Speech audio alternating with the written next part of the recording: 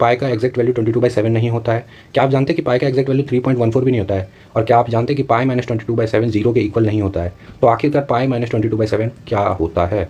पाई का exact value क्या होता है और पाई खुद क्या है, ये हम लोग इस शॉर्ट्स में सीखेंगे। तो चलिए शॉर्ट्स की शुरुआत करते हैं।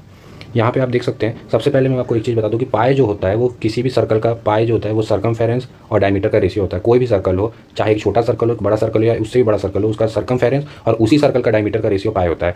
यहाँ पर डायमीटर इसको बोलते हैं जो कि दो इक्वल पार्ट में सर्कल को डिवाइड कर दे, और सर्कमफेरेंस तो आप जानते होंगे कि ये जो है ये सर्कमफेरेंस है, ठीक है। तो यहाँ पर अगर हम लोग देखते हैं कि ये जो डायमीटर है, अगर इस डायमीटर इस लाइन को, स्ट्रेट लाइन को अगर हम लोग फोल्ड करके इसके ऊपर अगर रखते हैं, मान लेते हैं अगर इसे हम लोग फोल्ड करके इसके ऊपर रखते हैं, तो हम लोग एक चीज़ देखेंगे, वो ये देखेंगे कि अगर हम लोग इसके ऊपर इसे रखते हैं तो ये कुछ इतना पार्ट इसका कवर करेगा। एक बार और अगर हम लोग इसी लाइन को रखेंगे तो ये फिर से इतना पार्ट कवर करेगा। एक बार और अगर हम लोग इसी को रखेंगे तो ये कुछ इतना पार्ट कवर करेगा। तो बेसिकली अगर आप देख सकते हैं तो 3 डायमीटर ने, एक डायमीटर का लेंथ ये रहा, एक ये रहा, मान लेते हैं इसका लेंथ डी था, तो 3 डायमीटर ने इस सर्कल को कवर किया, लेकिन इतना पार्ट अभी भी बचा हुआ है, इतना पार्ट अभी भी बचा हुआ है। तो हम लोग बोल सकते हैं कि सर्कमफेरेंस जो होगा सर्कल का वो 3 डायमीटर और प्लस ये कुछ पार्ट अभी बचा हुआ है, और ये पार्ट को हम लोग एज इट इज़ यहाँ पे रख दिए हैं। ये पार्ट को हम लोगों ने एज इट इज़ यहाँ पे रख दिया हूँ मैंने, ठीक है।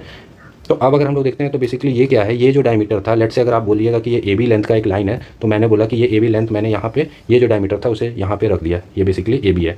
और जब हम लोगों ने इस डायमीटर का जब हम लोगों ने 8 इक्वल पार्ट किया तो पाया कि ये जो हिस्सा था, ये हिस्सा इसका एक पार्ट से थोड़ा सा बड़ा निकल के आ रहा था। अगर आप देख सकते हैं ये एक हिस्सा इसके थोड़ा सा 1/8 पार्ट से, डायमीटर के 1/8 पार्ट से थोड़ा सा बड़ा निकल के आ रहा है, लेफ्ट वाला जो हिस्सा है, जो बचा हुआ हिस्सा था। और जब हम लोगों ने इसी डायमीटर का 7 टुकड़ा किया, यानी 7 पार्ट किया, तो हम लोगों ने देखा कि ये जो है थोड़ा सा छोटा आ रहा था इसके एक पार्ट से, यानी 1/7 पार्ट से भी ये थोड़ा सा छोटा है। तो जब हम लोगों ने इसे क्या किया, अप्रॉक्सीमेटली मान लिया कि ये क्या है, ये एक हिस्सा हम लोगों ने मान लिया। बेसिकली अगर आप देख सकते हैं तो ये जो लाइन है जो लेफ्ट था वो थोड़ा सा असली में छोटा ही है, लेकिन हम लोगों ने ये जो छोटा पार्ट है इसे नेगलेक्ट किया और इसे अप्रॉक्सीमेट मान लिया कि ये वैल्यू यहाँ तक था, ठीक है।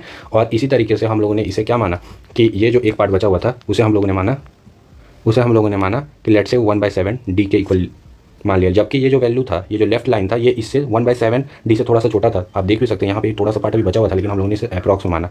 जब आप इसे सॉल्व कीजिएगा और नीचे भी डायमीटर डी है, लेट से डी, तो आप देखिएगा कि ये कैंसिल आउट हो जाएगा। और अगर आप ऊपर कैलकुलेट करिएगा तो 22 + 1/7 दैट इज निकल के 22/7, और ये डी से डी कैंसिल आउट हो जाएगा। तो आप देख सकते हैं कि यहीं से हम लोग का निकल के आता है पाई इज इक्वल टू 22/7, लेकिन ये क्या है, ये अप्रॉक्सीमेटली इक्वल है 22/7 के।